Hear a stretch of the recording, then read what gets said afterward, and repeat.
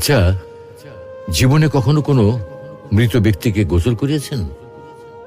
যদি কখনো সুযোগ হয় তাহলে সেই মৃত ব্যক্তিকে গোসল করাবেন। তখন খুব কাছ থেকে দেখবেন মৃত মানুষের দেহটা কতটা অসহায় লাগে, মৃত্যুর পরে মানুষের দেহ কতটা ভয়ের কারণ হয়ে দাঁড়ায়।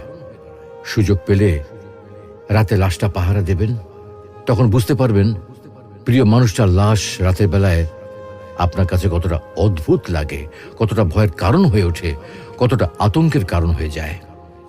সুযোগ পেলে মৃত ব্যক্তির শরীরে একটু হাত লাগিয়ে কিছুক্ষণ তার স্পর্শ নেবেন। আপনি তখন উপলব্ধির সুযোগ পাবেন এই পৃথিবীতে বিশাল প্রভাব প্রতিপত্তি মৃত্যুর পরে কতটা নির্যাতনের রূপ নেয়। সুযোগ পেলে আপনজনদের লাশ কবরে নামাবেন খুব আগ্রহ নিয়ে।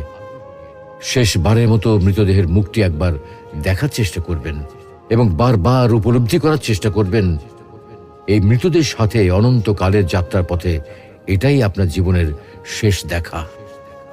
সুযোগ পেলে মাঝে মধ্যে কবরস্থানে গিয়ে নীরবে কিছুক্ষণ দাঁড়াবেন। এরপর মনে মনে চিন্তা করবেন জীবনের লাভ ক্ষতির হিসাব। এই মৃত মানুষগুলো এই পৃথিবীতে কি করে গেছেন, কাদের রেখে গেছেন। যাদের রেখে গেছেন তারা কি কখনো এই মৃত মানুষগুলোকে স্মরণ করার জন্য কবরস্থানের আশেপাশে একটি বারের জনকে দেখতে আসে? আমাদের জীবনটা বড় অদ্ভুত, বৈচিত্র্যময়।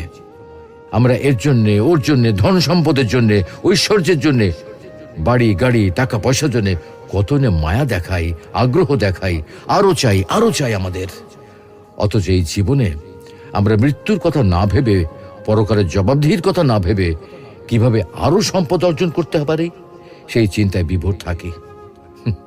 হায় রে জীবন, এখনো সময় আছে, ফিরে আসুন মহান রবের দিকে।